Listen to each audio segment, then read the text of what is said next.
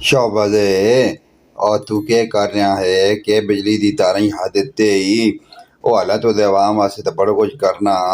बहुत कुछ तो आवाम वास्ते हाला पाकिस्तान की आवाम वास्ते उन्होंने वास्ते तो बड़ा पैकेज लाना तो क्यों बिजली दी तारां ही हद दिते है किते चमट जाती तो फिर मर गयूं तो फिर पिछे पाकिस्तान का वाली वारस कौन हो सी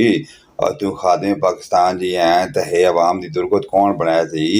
बिजली के बिल ते गैसां के बिल ते ये महंगाइयां प्याज 1200 रुपए तो 1500 रुपए किलो ते दड़ी मिलते हैं पे तो इस तरह करके तो कौन कर सी तू क्यों बिजली तारें जो